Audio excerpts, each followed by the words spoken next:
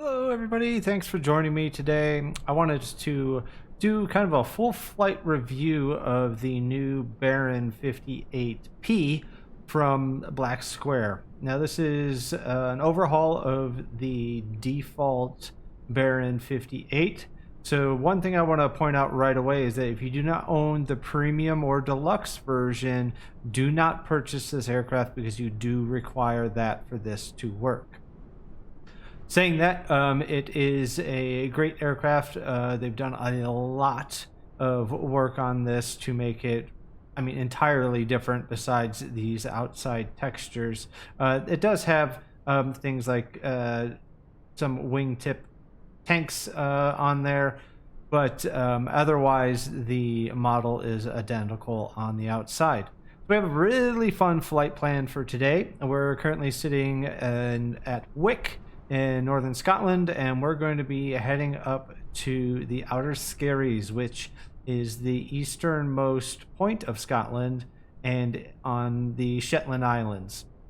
It also has claimed to be the shortest runway in the world, but I think there's a couple of runways that try and take that stake. So, but it is very short. It is challenging to land this fast of an aircraft on it, but it can be done.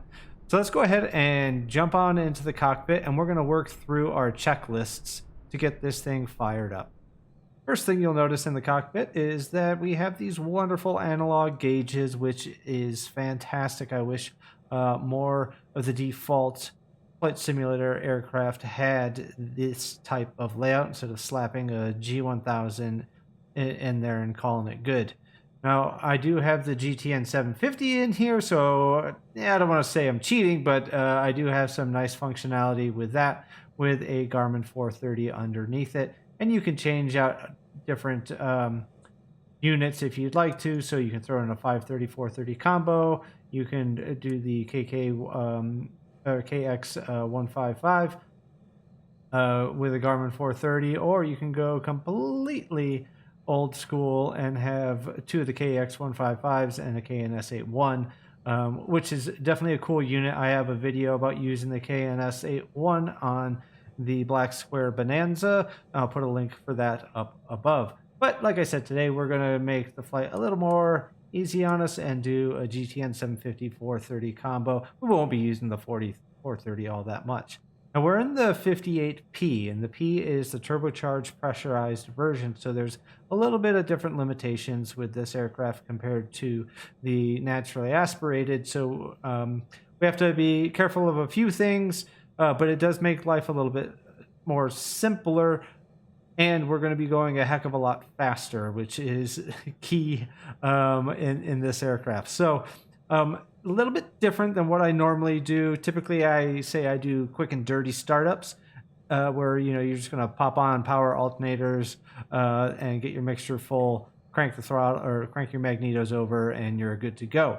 This aircraft requires a lot more attention to detail because it does have a lot of realistic random failures. It does also require very specific steps to get fired up correctly. I mean, even if you leave your mixture too rich while on the ground, you'll start to get engine fouling and it'll run rough. So there's a lot of attention to detail with these steps. So I'm going to go through all the checklists, but I'll leave chapters down below so that way you can jump forward to any of the different sections that you want. And we'll be doing a flight from here, which is Wick, and heading up to the outer Skerries. So let's go ahead and start our before starting engine checklist. So step one on the before starting engine checklist is that you need to do your pre-flight inspection. Now, it's very rare that I think any of us will do that, but I did have an experience in the Bonanza where I had a taxi light out that was a random failure, and I would have spotted that if I would have done a pre-flight inspection. So it goes to show that you can still discover things even in the simulator doing those walk-arounds that you would do in real life. But we're going to pretend everything is okay on the outside, as well as the seats and seat belts are secured. The doors are latched and locked. Now, this is one area that is a little bit of a downer with the Black Square, basically making this an add-on for the default aircraft, is that we don't get that fun functionality of things like the doors opening, popping out the sort of like tray tables and having static elements and that sort. So a little bit of a bummer compared to other aircraft, but it does make up for it in other areas. But cabin doors are locked. Our parking brake is set. Emergency gear handle, which is back behind us here, is latched and stowed. Our avionics breakers, you definitely want to check your breakers in this aircraft because they can pop. And well, this is a little out of order, but I just like to check them both at the same time. From there, we want to make sure our flaps are up and that our throttles are closed, but we're going to bring our prop full forward.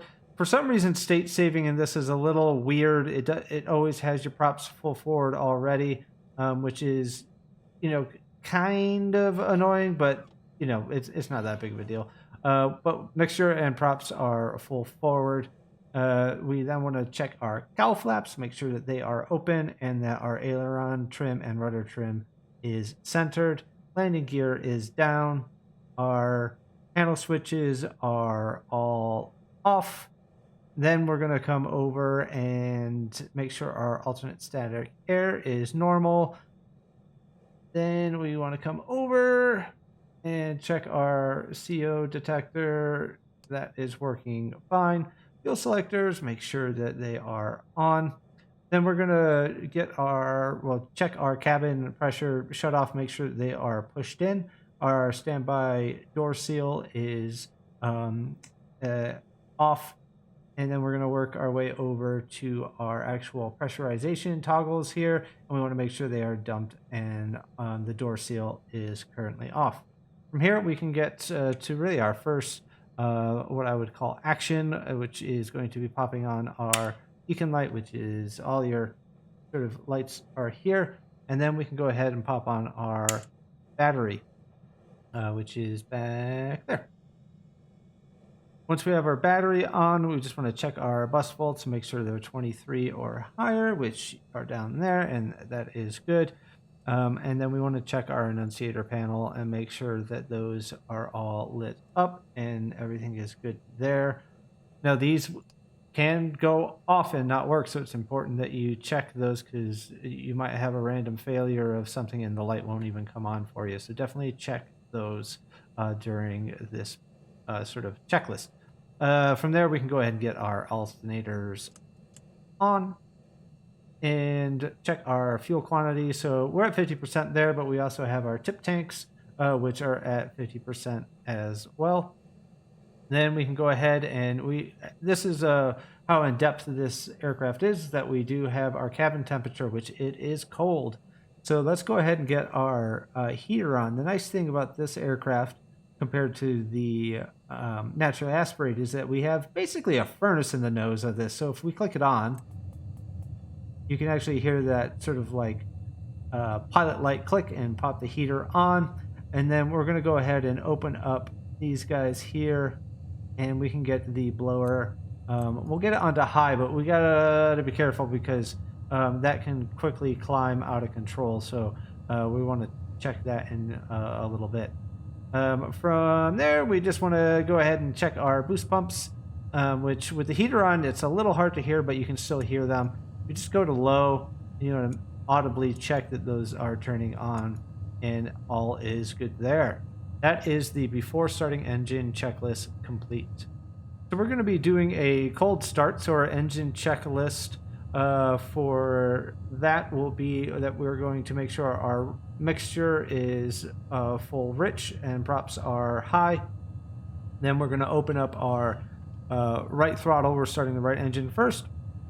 Go ahead and pop your pump up. Make sure that we are getting at least 3 gallons per hour. And then you can turn that off. Bring your throttle back down and just crack it open a little bit there. And we can go ahead and turn over our magnetos. And we've got a good fire on the right engine. and you want to get it up to about 1,000 RPMs, checking to make sure our temperatures and pressures are rising, and they are, which is great. And then we're just going to repeat the process on the left engine. So go ahead, bring your throttle full forward, get your boost pump up to high, check the flow there, leave it on for a couple of seconds, go ahead and turn that back off, throttle down, and then crack it open just a little bit. Come over to your left ignition magnetos, roll it over to start, and that is fired up. And again, we want to check to make sure we have oil pressure and temps are rising, and get our throttle up to between 1,000 and 1,200 is what you're looking for there. And after that, we can go ahead and check our volts. Our annunciator volts are turned off, and that our bus volts and alternator loads. Did I pop our alternators on? I did, yeah. So our bus volts are at 28, and our alternator load is below 25. So we are good there. So after starting, we want to get our lights on as required. Typically, I like to go ahead and pop on our panel lights, and then next to that is our floodlight, but we have our controls over here for the brightness, so I just like to crank all of these up. It also helps with you guys seeing the dials, because it is actually kind of a dark cockpit in here. For some reason, our weather radar is also one of those things that does not state save, which is, again, a little annoying because it should be in standby.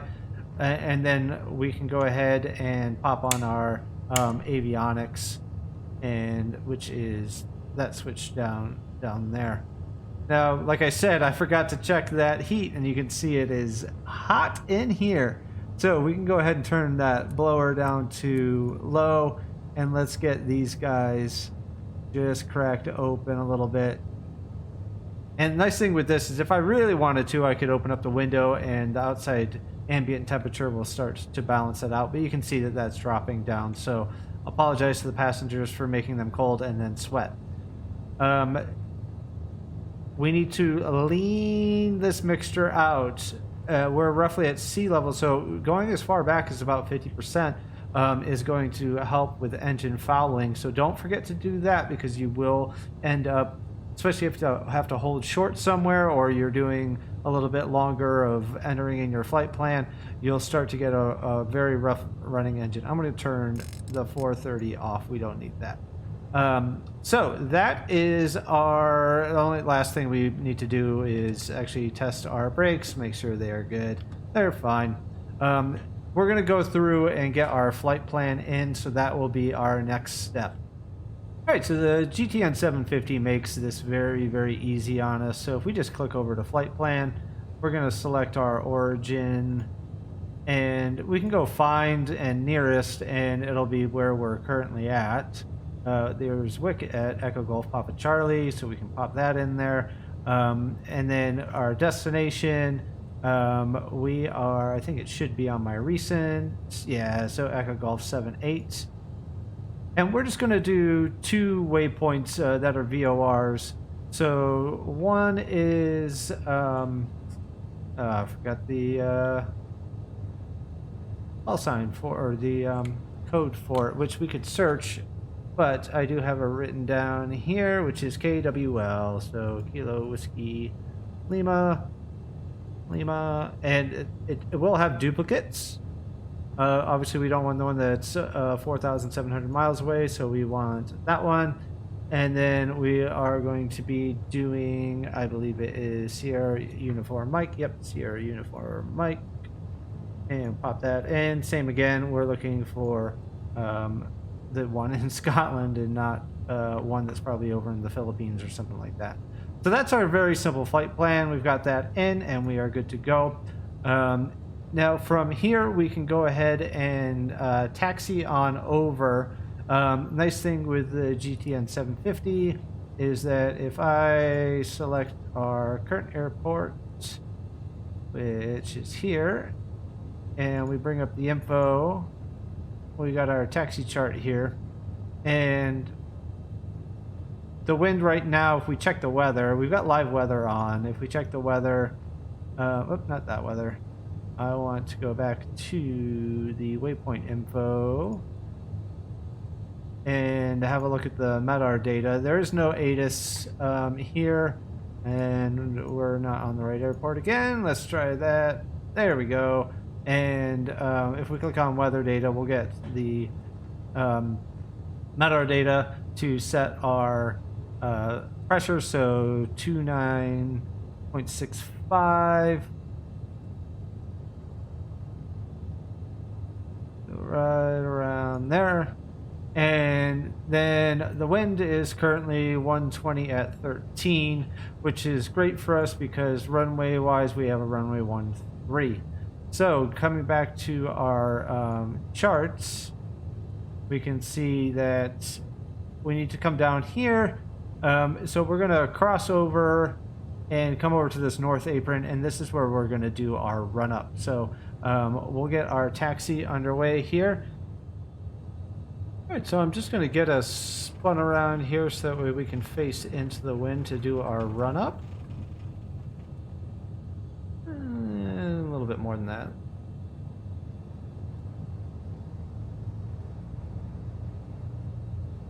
That's better.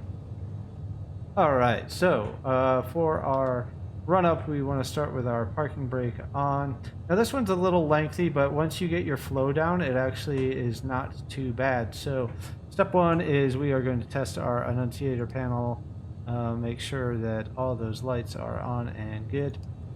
And then we are going to make sure that our compass is slaved and aligned, which it is. What that means is if you have it over in free, you can then adjust your compass to match your magnetic compass. But if you hit slave, it keeps that automatically aligned for you. So that's what that functionality is, if you're wondering. From here, we want to make sure that our mixture is full, and we're going to go ahead and bring up those RPMs up to 1700.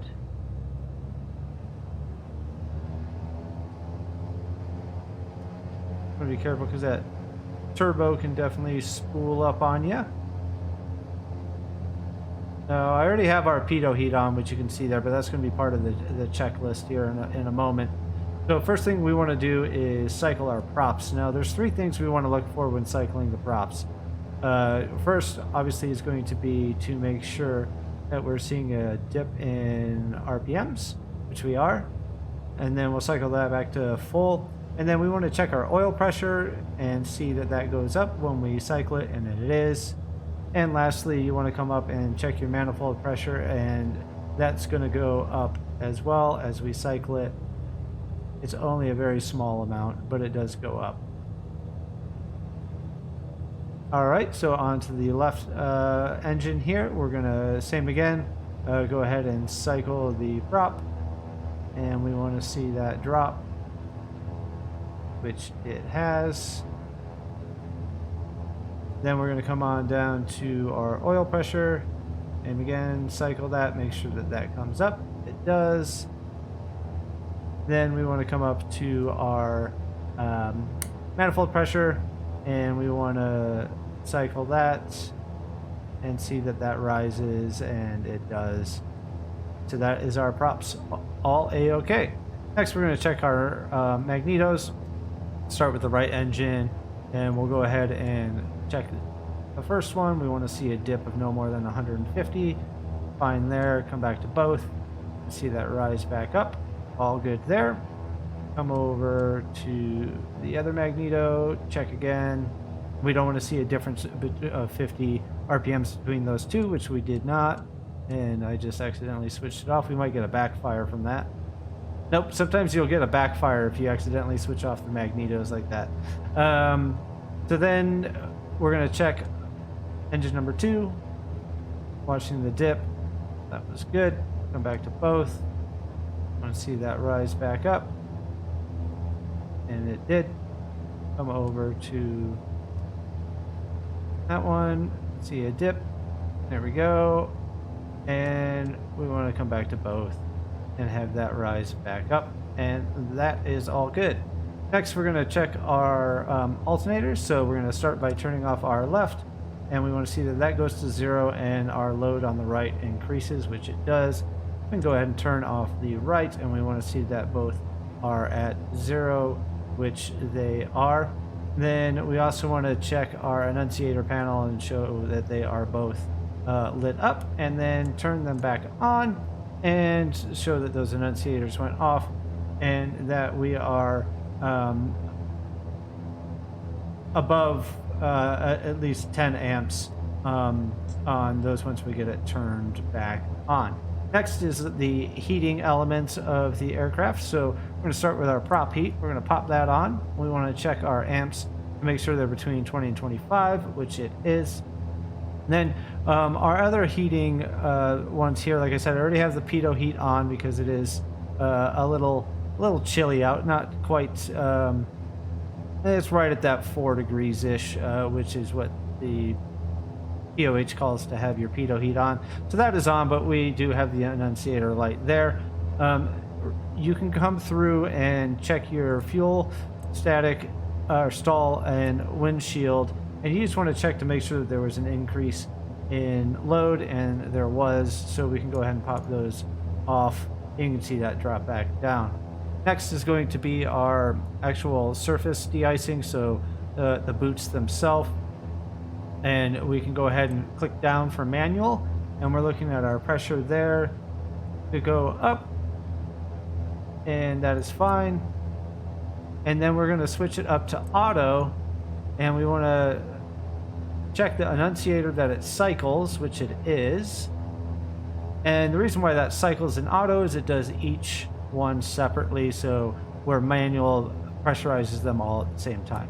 So we can go ahead and turn that to, sorry, I turned on our ice light there. Make sure I got everything off here. Yeah, there we go. So those are all fine. From here, we are going to check our cabin pressure.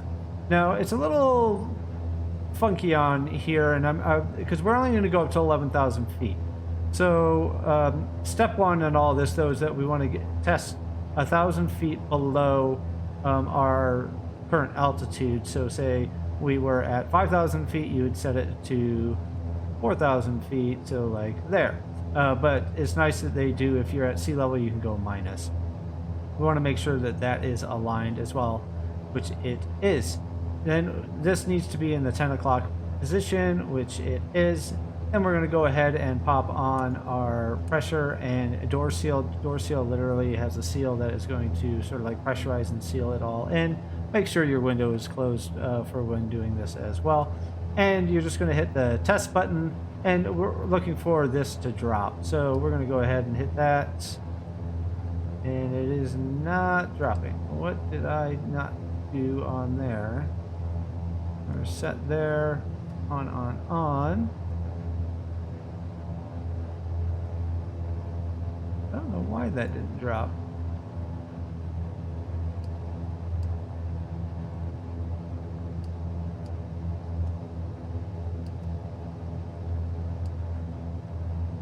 You can dump it. Got it set to there, and then we can go ahead and get that to go and press test.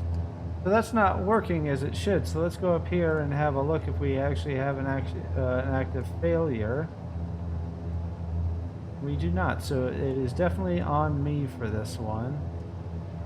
Let's see, cockpit window is closed. Oh, that's why we need to rev this up to 2,000 RPMs. Have a little bit more going through it. Now let's see if it'll do it. So we're minus there. Let's go ahead and get these back down to off. We're in a 10 o'clock position. We're going to go ahead and get those on. Now if we hit test, there we go. and that drops it. That just shows again how accurate this is to get that all correct. So we can go ahead and turn those off. Now the way this works is that, say you are going to be flying at 12,000 feet, it's going to pressurize the cabin as if we were at 500 feet sea level. We'll go ahead and bring that back, and really it's just keeping us at sea level when we're at 11,000 feet, which is fine. We're going to go ahead and bring our throttle back down now to that 1,000, and the only thing we have left to do on this checklist is to check our autopilot. I also like to bring our mixture back whenever we're on ground operations here and at that sort of 1,000 to stop fouling. So testing the autopilot, we're going to hit the test button, make sure that that is all illuminated, which it is. Then we're going to get our heading bug here, and we will just want to go 30 degrees to the left. Go ahead and turn on the autopilot and turn on heading mode. And we want to see that both the flight director and the yoke is turning, which they are, and that locks out at 30 degrees, so that is good. So then we're going to go ahead and turn over to the right, make sure that goes past center, and our flight director is indicating that as well. We can go ahead and click the disconnect button and then disconnect again to turn off the flight director.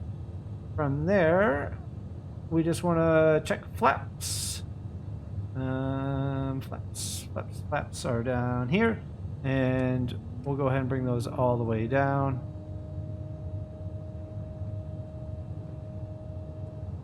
And then we're just going to double check that that is reflected, and it is. We'll go up to the middle.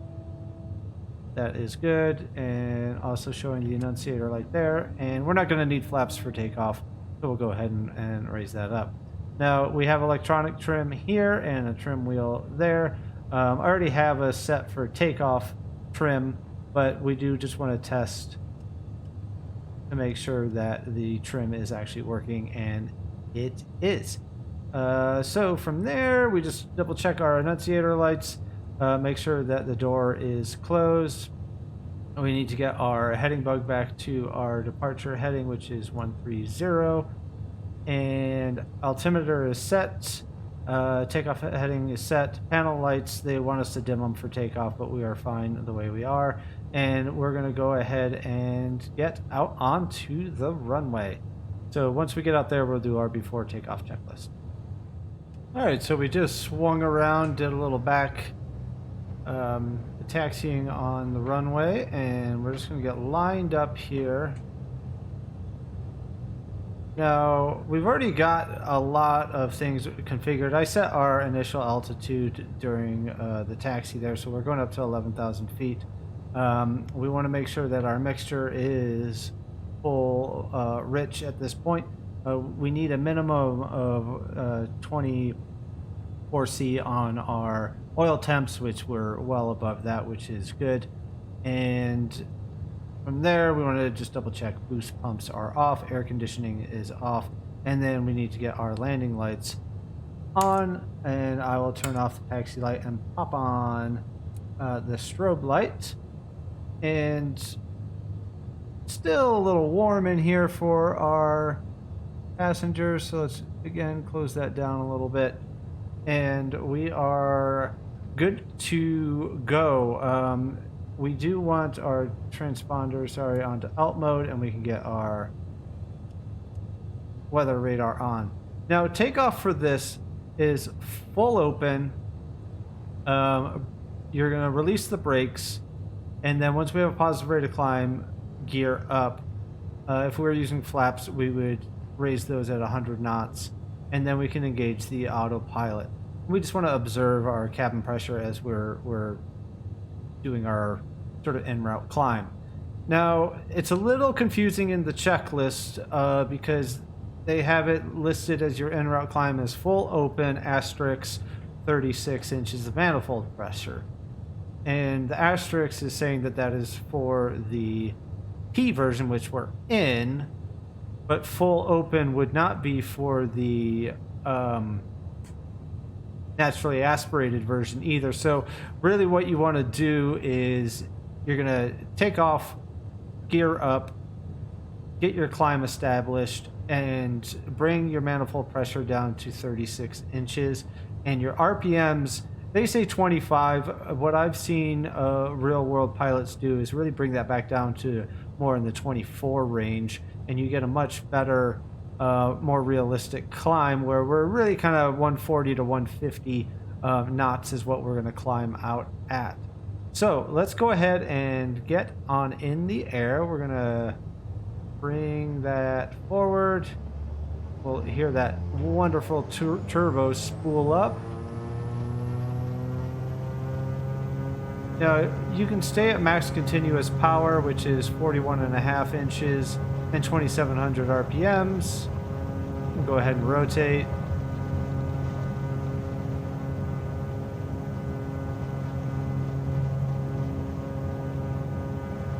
All right, tap the brakes gear coming up.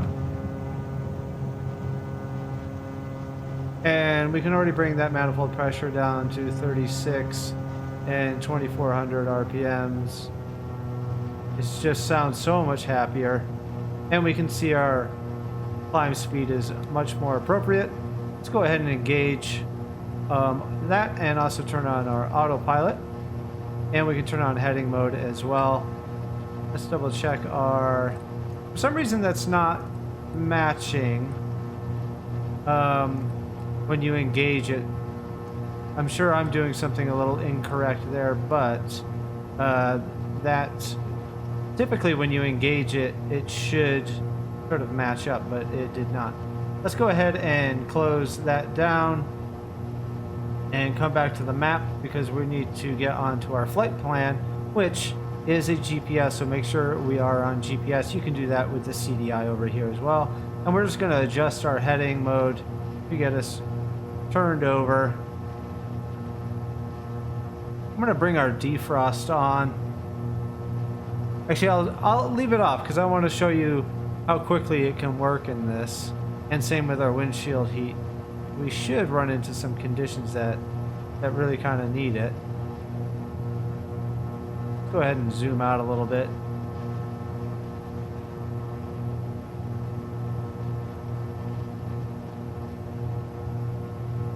And I'm just going to fine tune our prop a little bit there. Try and get it in sync a little better.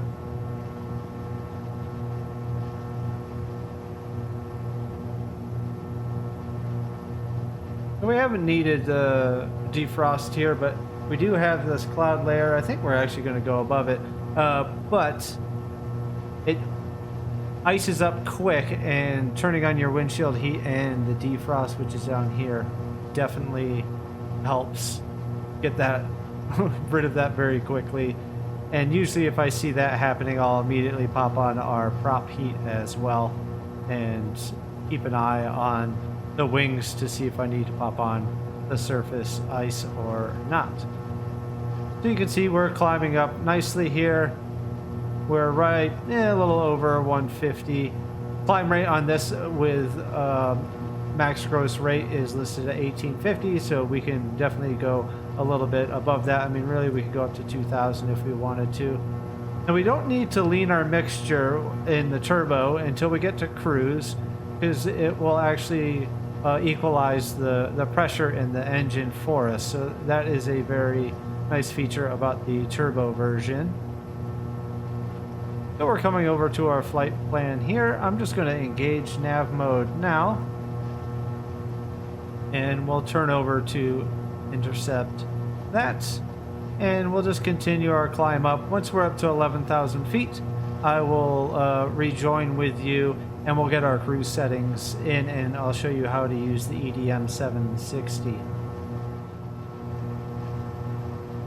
Alright, so we just leveled off at 11,000 feet. There's a couple of things that we want to do to get our cruise. First, I like to come down and get our cowl flaps closed, which is going to keep our cylinder head temperature, which honestly you could depending on the conditions, have those open or closed during the climb as well. Next, let's go ahead and get our power set. So typically I see, 33 inches is going to give us kind of a performance cruise. And then also, I just want to get our RPMs tweaked a little bit here to stay right in that 2400 range. I think honestly for passengers, if you came down to 2300, it's just going to quiet things down a little bit for everyone. It sounds a little bit nicer. But there's not necessarily one cruise setting that is going to be like, this is what you must use. Because if you look at like the actual numbers in the documentation that comes with the aircraft, you can see max cruise and then also endurance cruise. There's a big difference. One is, I think, 245 knots, and endurance cruise is going to be 166. So obviously going 245, you're going to be like pretty much maxed out at continuous power, but you're going to be burning a heck of a lot of fuel. So I call it the Goldilocks, where it's just a little bit in between, and you get some good performance, and it sounds a little nicer, and you're not really putting a lot of stress on the engine. So after that, we can go ahead and pop on our prop sync there, which will get those to sync up a little bit better. From there, we're going to look at our EDM 760 here, which is a great unit. Now, you can see it cycling through things right now. I'm going to bring it up into, actually it is in EGT mode only, but we're going to step over until we can start selecting cylinder heads. And so, there we go. So, pick a cylinder head. I typically like to go for the lowest one, and we're going to do what's called pre-leaning. You're just going to start to lean that back a little bit. And then we can go ahead and click on the lean find. And it's going to say lean ROP. Now that means rich of peak. So we can go ahead and start to keep on leaning this. You want to do this slowly in this aircraft. And then it's going to come up and say leanest. Well, in this one it says peak, sorry. And then we want to advance that back up, so we're going rich of that peak until we're between 50 and 75 minus. Again, you want to do this slowly.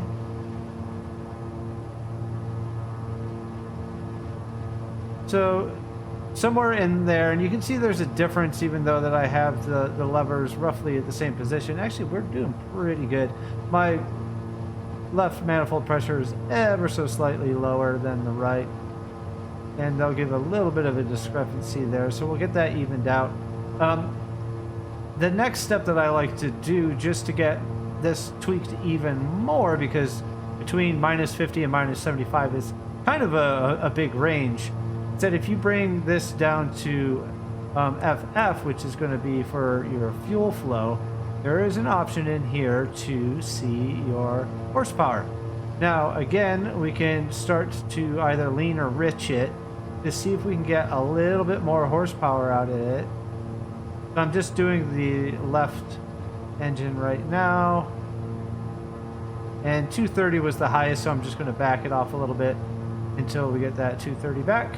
And then I'm going to match it with the right engine here. See if we can't get 230 out of that one. Doesn't look like we can. So I'm going to bring it back to the highest we have. And again, if you really want to be like super exact with it, there we go. And all I'm doing here is just playing with the manifold pressure just to get them totally equal. And there we go. And they're, 1 horsepower off, not a big deal.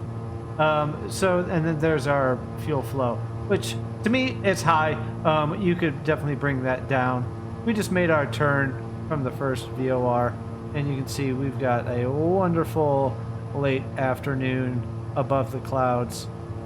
in Scotland, which, you know, you can see some of the aisles down below. Actually, we didn't make the turn. I'm sorry, we made the turn onto our flight plan there. No, we didn't. I spent too much time looking down at the gauges. We did make our turn on that first VOR, so if we look at our flight plan, we just passed over Kirkwall, and we're now heading out to Sunburg.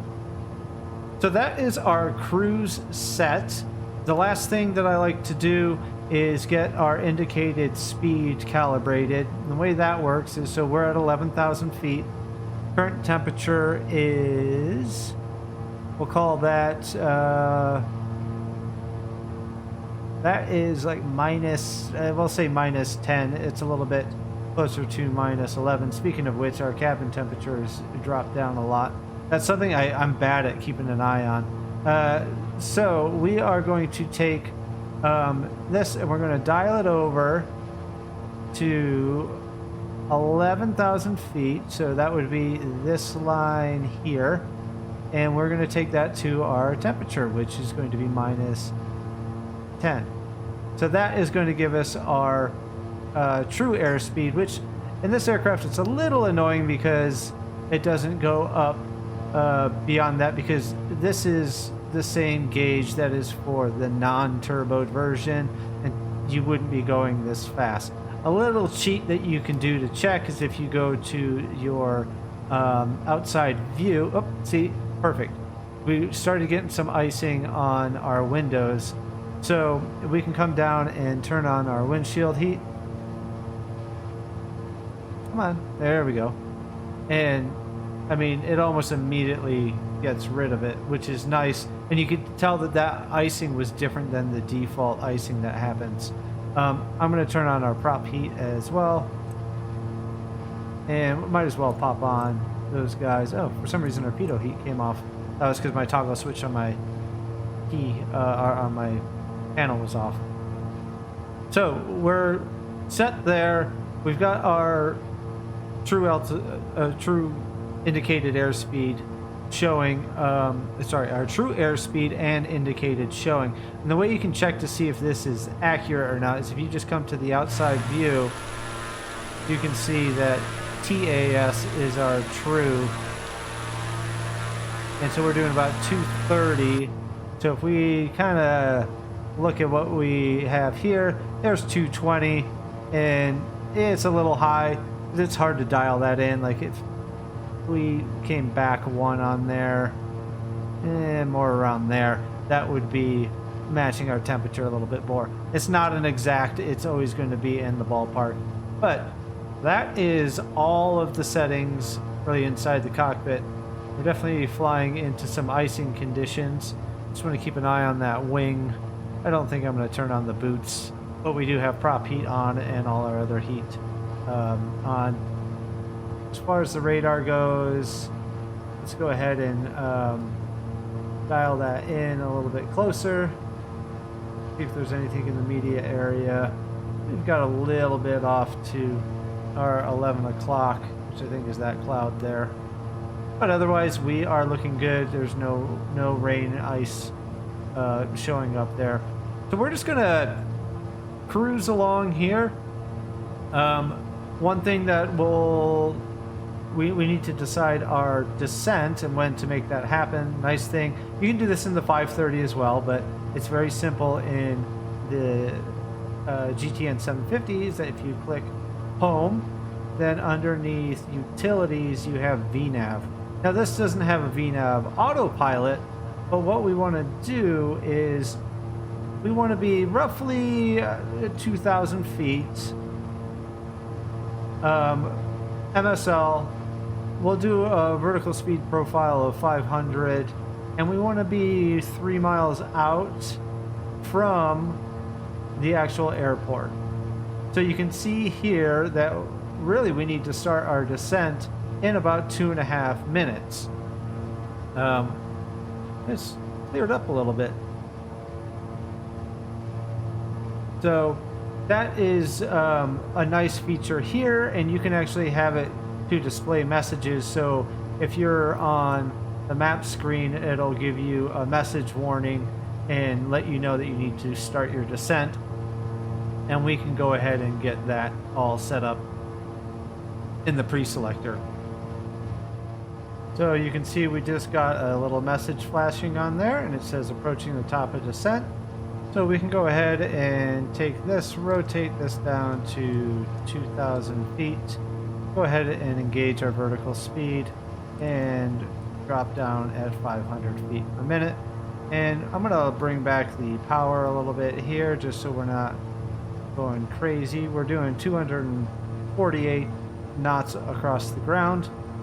And if you ever want to check to see how you're doing for your descent, you can see where the required is. So we're doing perfectly fine. Where, you know, it's already saying begin in that time, but we're descending down at 500 feet per minute, and that's gonna be fine. We don't really want to go above that. So like we're just about to reach our bottom of descent, which, you know, we're roughly that 3 miles out, which is great. We've got sight on the island there. We got really lucky with the weather because it was nasty, and I thought we were going to have a little bit of a mess. And the wind has changed direction as well. We are still on live weather. I don't think there's a MEDAR data. I think Wick, where we came from, would be the closest. Oh no, sorry. Let's see. Do they have any? No. No. No. Yeah, so there's not much as far as weather data out here. So that's why I like having that wind on there. Now I'm going to go ahead and disengage the autopilot. And we're just going to start to kind of fly this one in manually here. I really want to start to slow us down.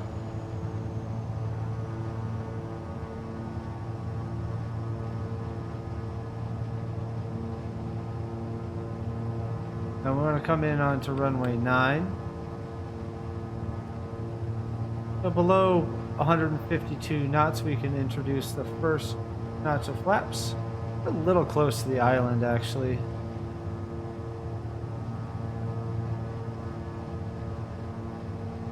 A little ways.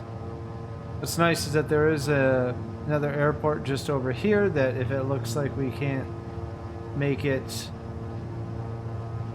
onto outer Skerries, that we will have an alternative. The runway is kind of unmarked, so it is asphalt.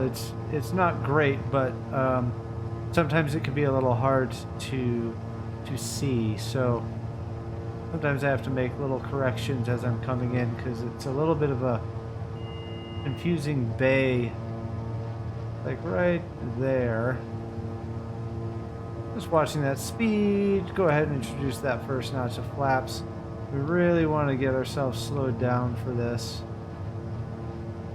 I know we need to be to the left of this boat. If you haven't flown into this airport, it's been out for a while, and there's a landing challenge that Microsoft have for it, but overall the whole island is definitely done to a very high level of detail, which is really fantastic. So I suggest, even if it's just doing a short flight, checking out the island because it is very, very cool.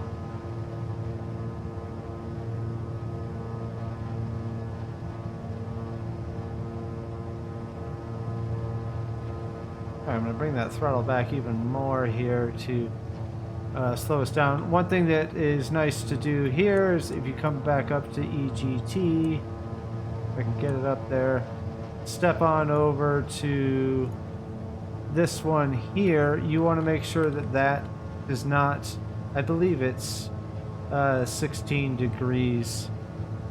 Anything beyond that, you're going to get shock cooling.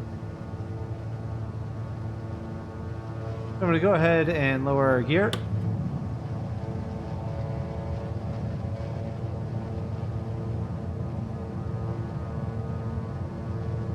kind of trim us out.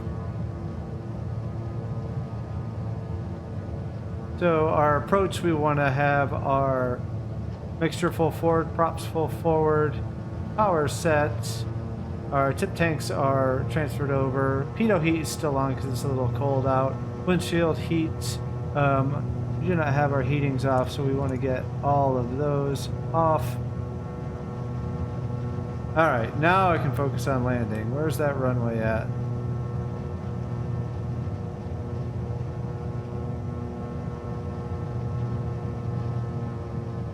There it is. So that's the end of the runway right there. Go ahead and bring in that last notch of flaps. Now I like to keep us a little bit higher in speed just because it's so short. We do have an uphill, which is nice, but it is just such a short runway that I want to give us the best chance of doing a go around if things go pear-shaped. There's also these telephone poles that don't make it super easy. We do have a 16-knot crosswind going on though. Alright, we're going to clear these poles. Clear that fence.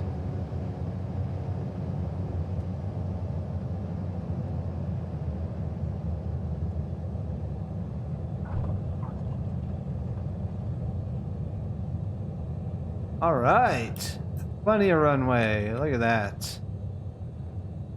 All right, so we're going to go ahead and pop open our cowl flaps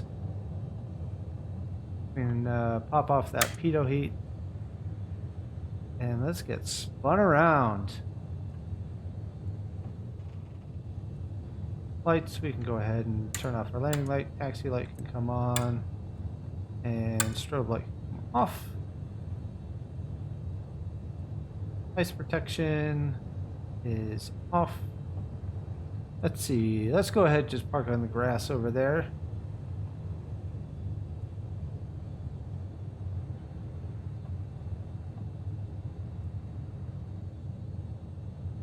I'll just spin it around. Other side of this little fence here. Watch the wingtip. There we go. And then same again, little bit of differential power and get us spun around nicely here.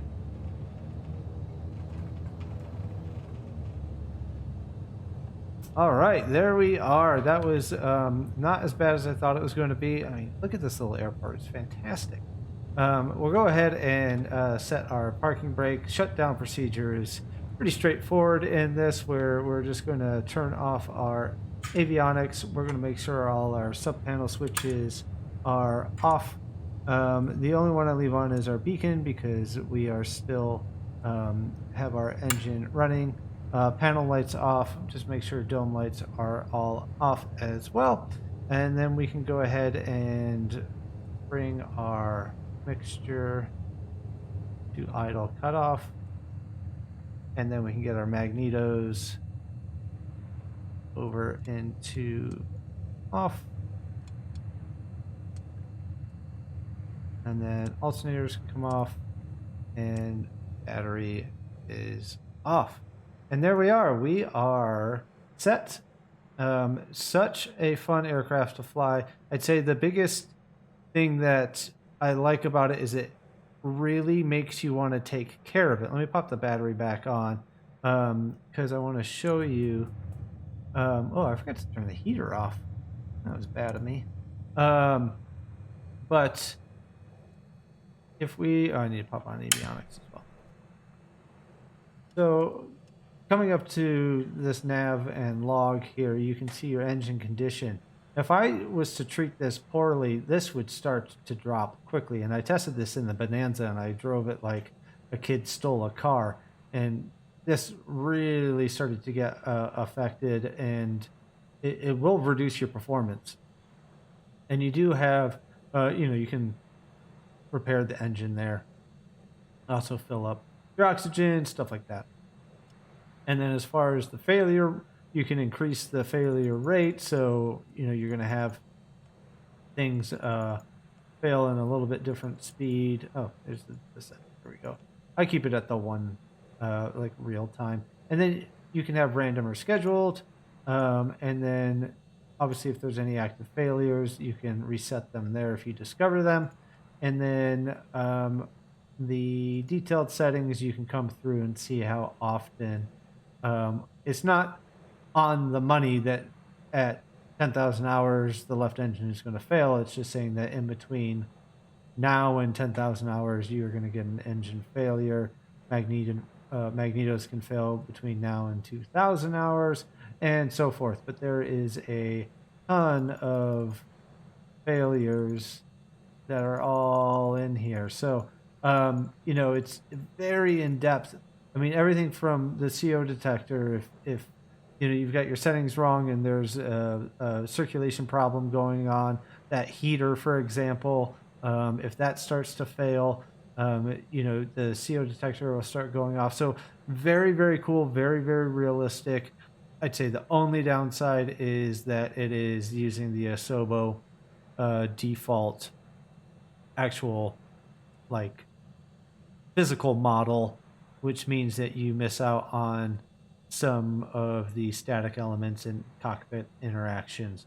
But I mean, I suppose that's minor. I do like parking up on places like this and being able to like tie it down and put on some static elements and do that type of stuff. So, but overall, if you are looking for a very fun aircraft to fly, something that is fast, which this 58P definitely is compared to the naturally aspirated version, then it is great. Just keep in mind, you do need the deluxe or premium version to have this Barron. Otherwise, it won't work. The Bonanza, though, that I believe is in the standard version, and you can get that one. So that's it from me today. I hope you enjoyed. Until next time, take care.